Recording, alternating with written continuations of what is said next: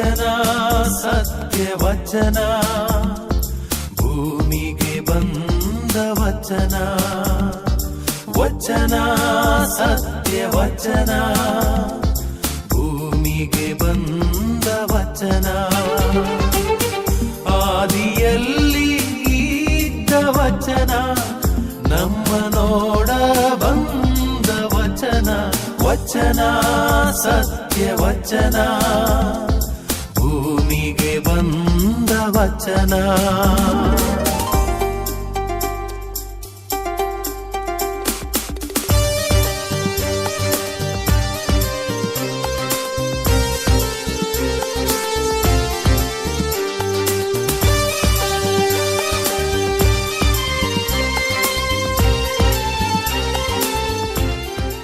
ಪ್ರಿಯರೇ, ವಚನಾಮೃತ ಕಾರ್ಯಕ್ರಮಕ್ಕೆ ನಿಮ್ಮೆಲ್ಲರನ್ನು ಸ್ವಾಗತಿಸುತ್ತೇನೆ. ದೇವರ ವಾಕ್ಯವನ್ನು ಆಲಿಸಿಕೊಂಡು ಈ ದಿನದ ಧ್ಯಾನವನ್ನು ನಾವೀಗ ಆರಂಭ ಮಾಡೋಣ. ಜ್ಞಾನೋಕ್ತಿಗಳು ಪುಸ್ತಕದಿಂದ ವಾಚನ, ಅಧ್ಯಾಯ 6, ವಾಕ್ಯ 12ರಿಂದ 15 ತನಕ.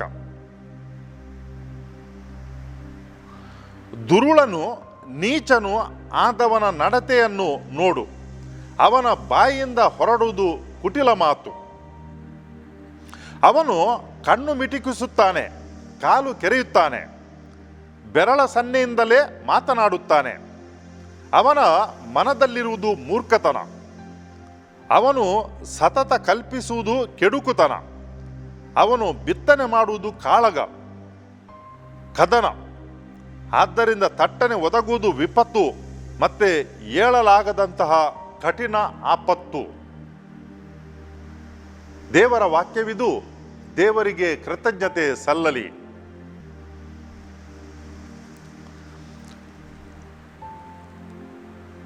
ಪ್ರಿಯರೇ, ಮನಃಶಾಸ್ತ್ರದಲ್ಲಿ ನಾವು ಏನನ್ನು ಮಾತನಾಡುತ್ತೇವೆ ಅಷ್ಟೇ ಮಾಪನದಲ್ಲಿ ನಮ್ಮ ಸನ್ನೆಗಳು, ನಮ್ಮ ಕೈ, ಕಾಲು ಮತ್ತು ನಮ್ಮ ಶರೀರ ಅವು ಕೂಡ ಮಾತನಾಡುತ್ತವೆ.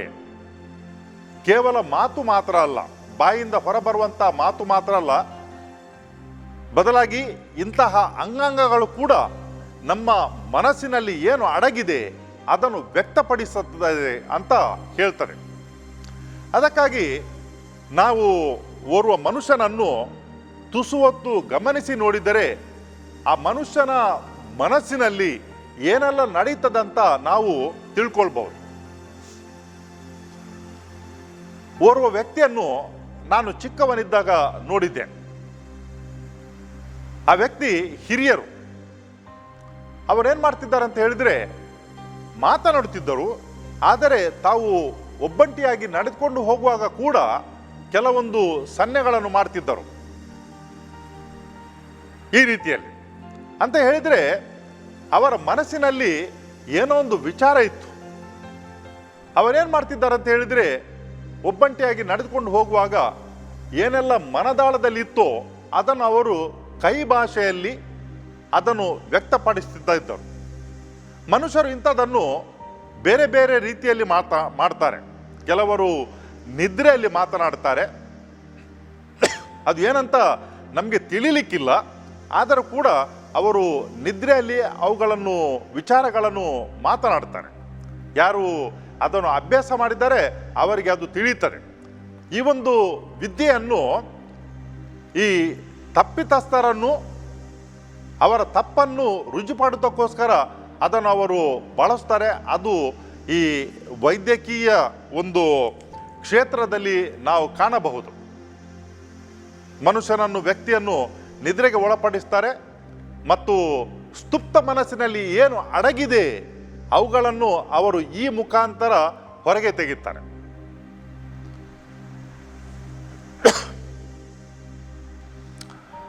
ಜ್ಞಾನೋಕ್ತಿ ಪುಸ್ತಕಗಳು ಅಥವಾ ವಚನಗಳು ಅವು ಕ್ರಿಸ್ತಪೂರ್ವ ಎಷ್ಟೋ ಶತಮಾನಗಳ ಮುಂಚೆ ಬರೆದಂಥ ಪುಸ್ತಕ. ಆಗ ಮನಃಶಾಸ್ತ್ರ ಇವತ್ತಿನ ಹಾಗೆ ಇರಲಿಲ್ಲ.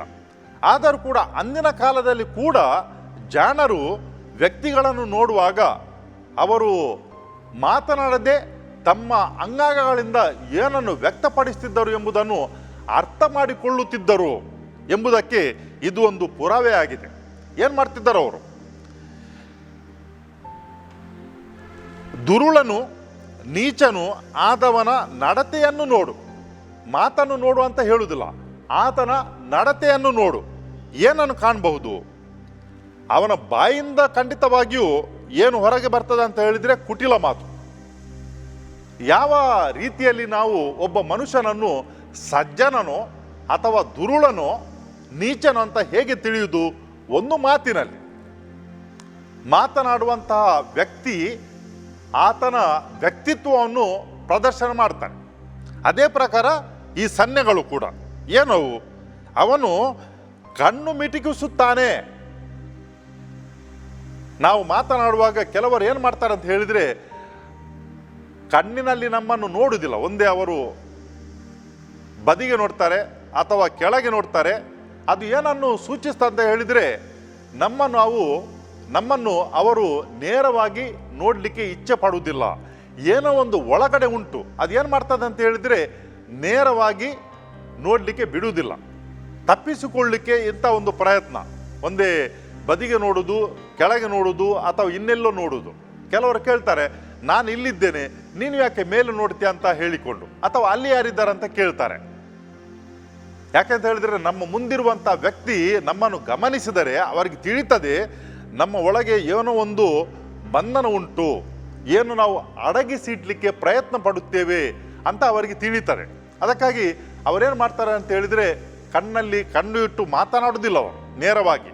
ಅಂಥ ವ್ಯಕ್ತಿಗಳು ಏನೋ ಒಂದು ಕಪಟತನವನ್ನು ಅವರು ಒಳಗೆ ಉಂಟು ಅಂತ ತಿಳಿಯಪಡಿಸ್ತದೆ. ಅದೇ ಪ್ರಕಾರ ಏನು ಮಾಡ್ತಾರೆ ಅವರು? ಕಣ್ಣುಗಳನ್ನು ಮಿಟುಕಿಸುತ್ತಾರೆ, ಕಾಲು ಕೆರೆಯುತ್ತಾರೆ.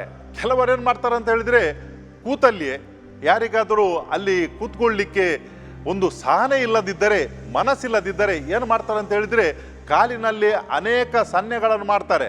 ಒಂದೇ ಕಾಲು ಕೆರೆಯುತ್ತಾರೆ, ಅಥವಾ ಅವರ ಕಾಲುಗಳನ್ನು ನೋಡುವಾಗ ರೆಸ್ಟ್ಲೆಸ್, ಅವರು ಶಾಂತ ಮನಸ್ಸಿನಿಂದ ಇಲ್ಲ ಅಂತ ನಮಗೆ ನೋಡುವಾಗ ತಿಳಿತದೆ. ಯಾವಾಗ ಒಂದು ಸಲ ಎದ್ದು ಹೋಗುವುದು ಅಂತ ಆ ಕಾಲಿನ ಸನ್ನೆಗಳ ಮುಖಾಂತರ ಅವರು ತೋರಿಸಿಕೊಡ್ತಾರೆ. ಬೆರಳ ಸನ್ನೆಯಿಂದಲೇ ಮಾತನಾಡುತ್ತಾರೆ. ಕೆಲವರು ಕೈ ಭಾಷೆಯಲ್ಲಿ ಏನೊಂದು ಅವರು ಹೇಳ್ತಾ ಇರ್ತಾರೆ. ನಾವು ನೋಡ್ಬೋದು, ಈ ಫೋನ್ನಲ್ಲಿ ಮಾತನಾಡುವಾಗ ಏನು ಹೇಳ್ತಾರೆ ಅವರು ಕೈಯಲ್ಲಿ ಅಥವಾ ಕಾಲಿನಲ್ಲಿ ಅದನ್ನು ವ್ಯಕ್ತಪಡಿಸ್ತಾರೆ. ಆ ರೀತಿಯಲ್ಲಿ ಮಾಡಿ ನೋಡಿಸ್ತಾರೆ. ಇನ್ನೊಬ್ಬರು ವ್ಯಕ್ತಿ ಇನ್ನೊಂದು ಬದಿಯಲ್ಲಿರುವವರು ಅವರು ಖಂಡಿತವಾಗಿಯೂ ನೋಡುವುದಿಲ್ಲ ಅಥವಾ ನೋಡಲಿಕ್ಕೆ ಸಾಧ್ಯ ಆಗಲ್ಲ. ಆದರೆ ಇಲ್ಲಿ ಕುಳಿತಂಥ ವ್ಯಕ್ತಿಯ ಜೊತೆಯಲ್ಲಿ ಇದ್ದವರಿಗೆ ಅದು ಕಂಡು ಬರ್ತದೆ. ಏನಂತ ಹೇಳಿದರೆ, ಏನು ಮಾತಾಡ್ತಾರೆ ಕೈಯಲ್ಲಿ ಕಾಲಿನಲ್ಲಿ ಅದನ್ನು ಮಾಡ್ತಾ ಇರ್ತಾರೆ ಅವರು. ಹೀಗೆ ಕುಟಿಲತನ ಇದ್ದಂಥ ಮನುಷ್ಯರು, ಕಪಟಿಗಳು, ದುರುಳರು, ನೀಚರು ಕೂಡ ಏನು ಮಾಡ್ತಾರೆ ಅಂತ ಹೇಳಿದರೆ, ಆ ನೀಚತನವನ್ನು ಅವರು ಬಾಯಲ್ಲಿ ಹೇಳಲಿಕ್ಕೆ ಹೋಗುವುದಿಲ್ಲ. ಯಾಕಂತ ಹೇಳಿದರೆ, ಅದನ್ನು ಹೇಳಿದರೆ ವ್ಯಕ್ತಿತ್ವ ಹೊರಗೆ ಬೀಳ್ತದೆ, ಮುಂದಿರುವಂಥ ಮನುಷ್ಯರಿಗೆ ಅದು ತಿಳಿಯುತ್ತದೆ. ಅದಕ್ಕಾಗಿ ಅವರು ಏನು ಮಾಡ್ತಾರೆ ಅಂತ ಹೇಳಿದರೆ, ಬಾಯಲ್ಲಿ ಒಂದನ್ನು ಹೇಳಿದರೆ ತಮ್ಮ ಕೈಯಲ್ಲಿ, ಕಾಲಿನಲ್ಲಿ, ಕಣ್ಣಿನಲ್ಲಿ ಇನ್ನೊಂದೋ ಒಂದು ಸಂದೇಶವನ್ನು ಅವರು ನೀಡ್ತಾರೆ. ನೋಡಿದವರಿಗೆ ಅವರಿಗೆ ತಿಳಿತದೆ, ಈ ಮನುಷ್ಯ ಒಬ್ಬ ಅಪ್ಪಟ ಮನುಷ್ಯನಲ್ಲ, ನೇರ ಮನುಷ್ಯನಲ್ಲ, ಏನೋ ಒಂದು ಅಡಗಿಡಿಸುತ್ತಾನೆ ಅಥವಾ ಕಪಟತನ ಆತನಲ್ಲಿ ಒಳಗೆ ಅಡಗಿ ಉಂಟಂತ ನೋಡುವಾಗ ಖಂಡಿತವಾಗಿಯೂ ತಿಳಿತದೆ. ಅವರಲ್ಲಿ ಏನಿರ್ತದೆ ಅಂತ ಮನುಷ್ಯನಲ್ಲಿ ಒಳಗಡೆ ಏನಿರ್ತದೆ? ಮೂರ್ಖತನ. ಅವರಲ್ಲಿ ಒಳಗಡೆ ಏನಿರ್ತದೆ ಅಂತ ಹೇಳಿದ್ರೆ ಮೂರ್ಖತನ, ಸತತ ಕಲ್ಪಿಸುವುದು ಕೆಡುಕುತನ. ಅವರೇನನ್ನು ಆಶಿಸ್ತಾರೆ ಉಳಿದವರಿಗೆ? ತಾನೇನು ಜೀವನದಲ್ಲಿ ಒಳ್ಳೆಯವನಲ್ಲ ಅಥವಾ ಒಳ್ಳೆಯವಳಲ್ಲ, ಅದಕ್ಕಾಗಿ ಇತರರನ್ನು ಕೂಡ ಅದೇ ದೃಷ್ಟಿಯಿಂದ ನೋಡ್ತಾರೆ. ಅವರೇನು ಮಾಡ್ತಾರೆ ಅಂತ ಹೇಳಿದ್ರೆ, ಉಳಿದರಿಗೆ ಕೂಡ ಬಯಸುವುದು ಕೆಡುಕುತನವನ್ನೇ. ಯಾರು ಕೆಡುಕಿದ್ದಾರೆ ಅವರು ಉಳಿದವರಿಗೆ ಕೂಡ ಬಯಸುವುದು ಅಷ್ಟೇ.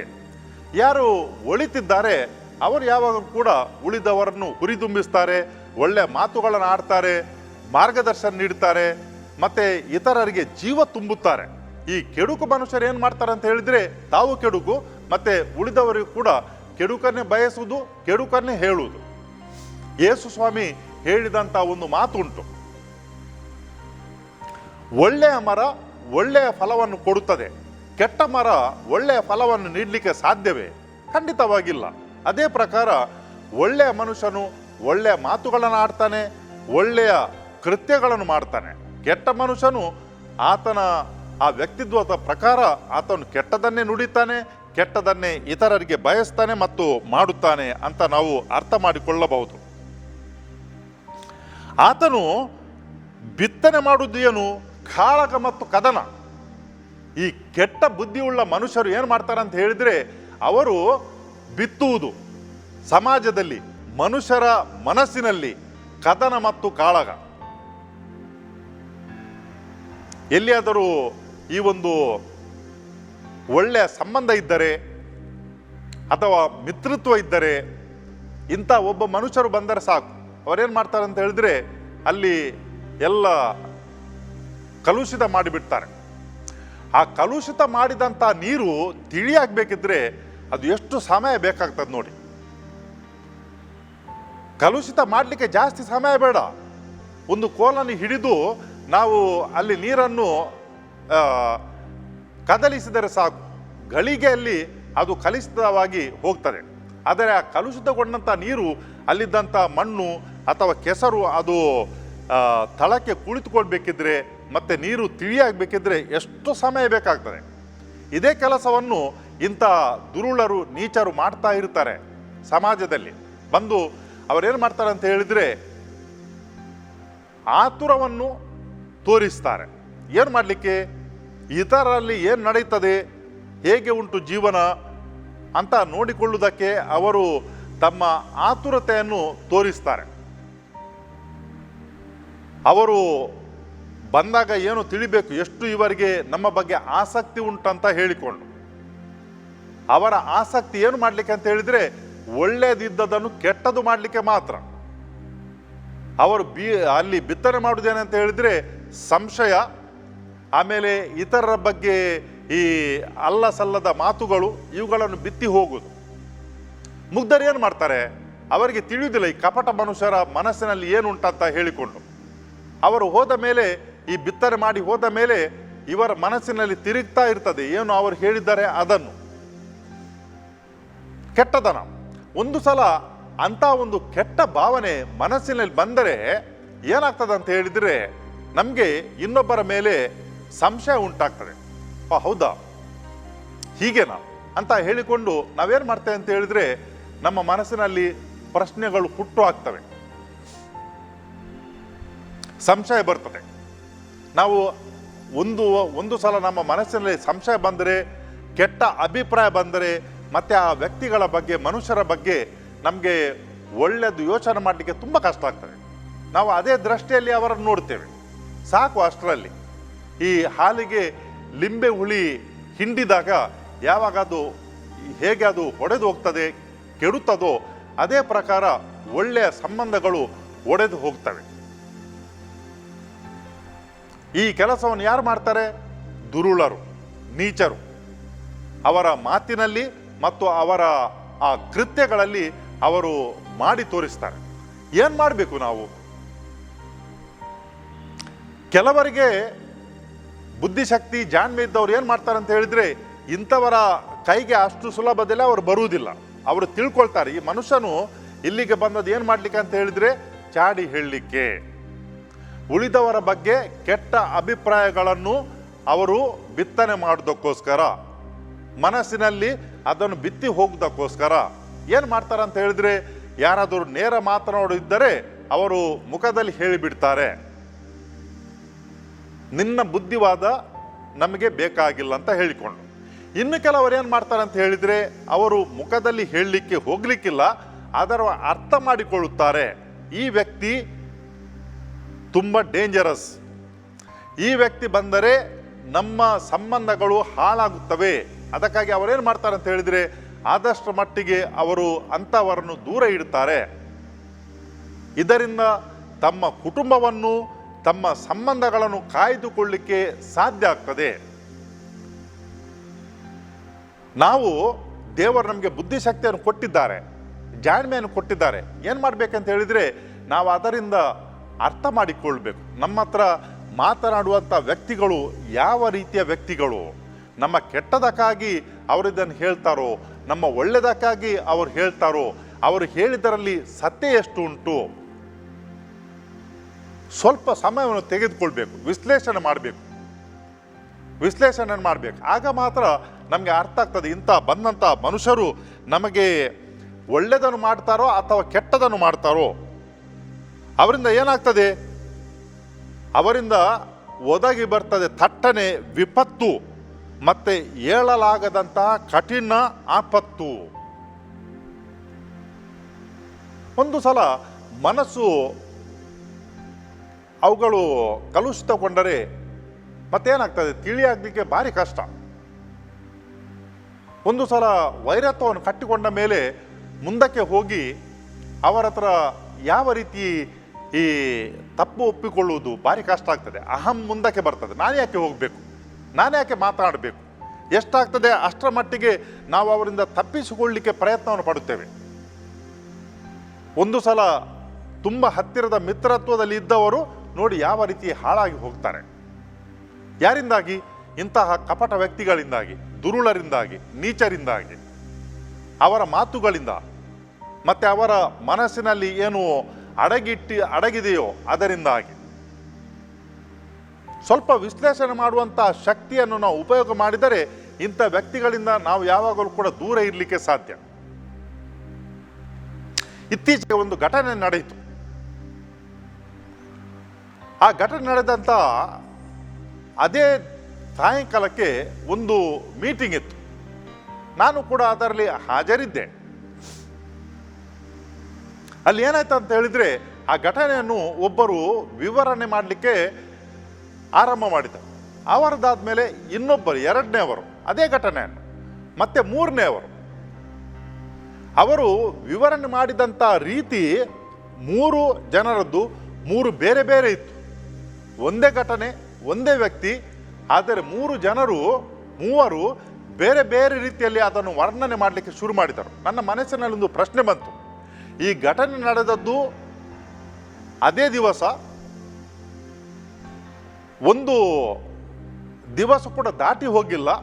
ಅದರ ಒಳಗೆ ಈ ಮೂರು ರೀತಿಯ ವಿವರಣೆಗಳು. ಯಾವ ರೀತಿ ನಾವು ನಮ್ಮ ನಿತ್ಯ ಜೀವನದಲ್ಲಿ ನಾವು ಇತರರ ಹತ್ರ ಮಾತನಾಡುವಾಗ ಬೇರೆ ಬೇರೆ ರೀತಿಯಲ್ಲಿ ವರ್ಣನೆಯನ್ನು ಮಾಡುತ್ತೇವೆ, ವಿವರಣೆಯನ್ನು ಕೊಡುತ್ತೇವೆ. ಅದು ಮುಂದಕ್ಕೆ ಹೋಗುವಾಗ ಏನಾಗಲಿಕ್ಕೆ ಸಾಧ್ಯ ಉಂಟು ಇರಬಹುದು. ಅದನ್ನು ಹಂಚಿಕೊಂಡವರು ತಿಳಿಯದೆ ಮಾಡಿರಬಹುದು. ಆದರೂ ಕೂಡ ಅದರ ಪರಿಣಾಮ ಏನಾಗ್ತದೆ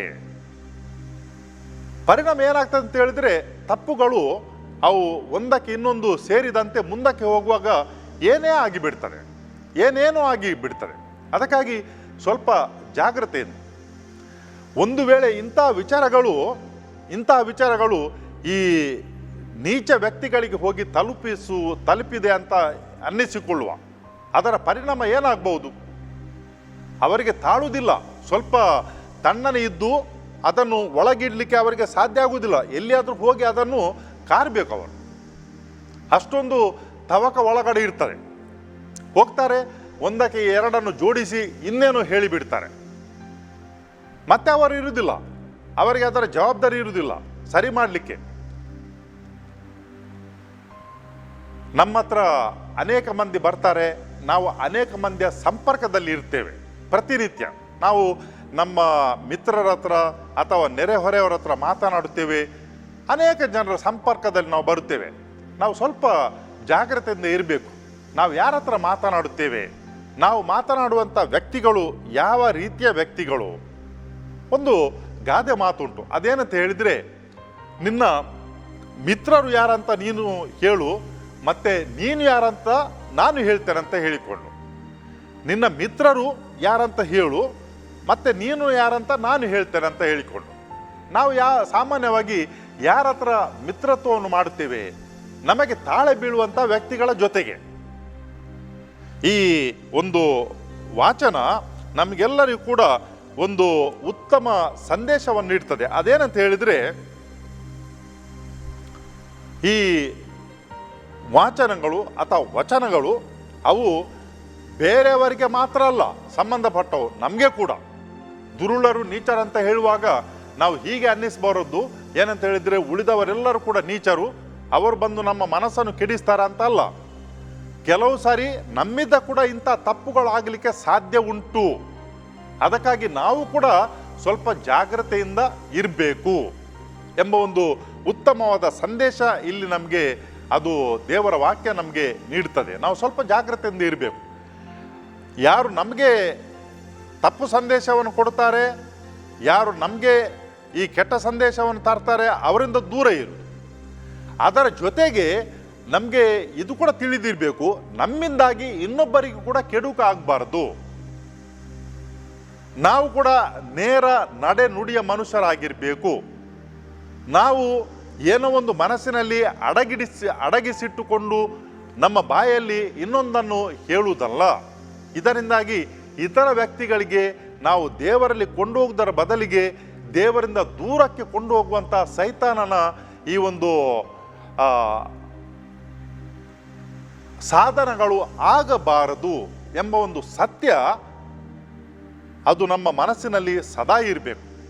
ನಮಗೆ ಆಗ್ತದಾದರೆ ಒಳಿತನ್ನು ಮಾಡಬೇಕು, ಉಳಿದವರಿಗೆ ಸರಿಯಾದ ಮಾರ್ಗದರ್ಶನ ನೀಡಬೇಕು. ಅದು ಬಿಟ್ಟು ಯಾವತ್ತೂ ಕೂಡ ನಾವು ಇನ್ನೊಬ್ಬರ ದಾರಿ ತಪ್ಪಿಸುವಂತಹ ಕೆಲಸವನ್ನು ಮಾಡಬಾರ್ದು, ಅದಕ್ಕೆ ಕೈ ಹಾಕಬಾರದು. ದೇವರು ನಮಗೆ ಈ ಒಂದು ಉತ್ತಮವಾದ ಸಂದೇಶವನ್ನು ಈ ಜ್ಞಾನೋಕ್ತಿ ಪುಸ್ತಕದಿಂದ ಇವತ್ತು ನಮಗೆ ನೀಡಿದ್ದಾರೆ. ಅದನ್ನು ನಾವು ನಮ್ಮ ಮನದಾಳದಲ್ಲಿ ಸದಾ ಇಡುವ, ಮತ್ತು ಅದನ್ನು ನಾವು ಇತರರ ಜೊತೆಯಲ್ಲಿ ಉತ್ತಮ ರೀತಿಯಲ್ಲಿ ಬಾಳಲಿಕ್ಕೆ ನಾವು ಪ್ರಯತ್ನ ಪಡುವ. ಕೆಟ್ಟದನ್ನು ಮಾಡುವವರಿಂದ ದೂರ ಇರುವ, ನಮ್ಮ ಜೀವನದಲ್ಲಿ ಕೆಟ್ಟದನ್ನು ದೂರ ಇಡುವ. ಕರ್ತರಾದ ದೇವರೇ, ಜ್ಞಾನೋಕ್ತಿ ಪುಸ್ತಕದಿಂದ ಯಾವ ರೀತಿ ನಾವು ದುರುಳರಿಂದ ನೀಚರಿಂದ ದೂರ ಇರಬೇಕು ಎಂಬುದನ್ನು ನೀವು ನಮಗೆ ತಿಳಿಯಪಡಿಸಿದ್ದೀರಿ. ಇದಕ್ಕಾಗಿ ಅನಂತ ಕೃತಜ್ಞತೆಗಳನ್ನು ನಿಮಗೆ ನಾವು ಸಲ್ಲಿಸುತ್ತೇವೆ. ಅದೇ ಪ್ರಕಾರ ಕರ್ತರಾದ ದೇವರೇ, ನಾವು ಕೂಡ ನಮ್ಮ ನಿತ್ಯ ಜೀವನದಲ್ಲಿ ಯಾರಿಗೆ ಕೂಡ ಕೆಟ್ಟದನ್ನು ಬಯಸದೆ, ಯಾರ ಮಧ್ಯೆ ಕೂಡ ಕೆಟ್ಟದನ್ನು ಬಿತ್ತನೆ ಮಾಡದೆ, ಉತ್ತಮ ರೀತಿಯಲ್ಲಿ ಇತರರಿಗೆ ಹುರಿದುಂಬಿಸುವಂತಹ, ಜೀವ ತುಂಬಿಸುವಂತಹ ಕೆಲಸವನ್ನು ಮಾಡಲಿಕ್ಕೆ ನಮ್ಮನ್ನು ನೀವು ಉಪಯೋಗಿಸಿರಿ. ಈ ಕಾರ್ಯಕ್ರಮದಲ್ಲಿ ಪಾಲ್ಗೊಳ್ಳುತ್ತಿರುವಂಥ ಪ್ರತಿಯೊಬ್ಬರ ಮೇಲೆ ನಿಮ್ಮ ಅನಂತ ಆಶೀರ್ವಾದಗಳನ್ನು ನೀಡಿರಿ. ಅವರಿಗೆ ಸುಖ, ಸಮೃದ್ಧಿ ಮತ್ತು ನೆಮ್ಮದಿಯನ್ನು ನೀಡಿರೆಂದು ನಿಮ್ಮನ್ನು ಪ್ರಾರ್ಥಿಸುತ್ತೇವೆ. ನಿಮ್ಮ ನಾಮದಲ್ಲಿ ಆಮೇನ್.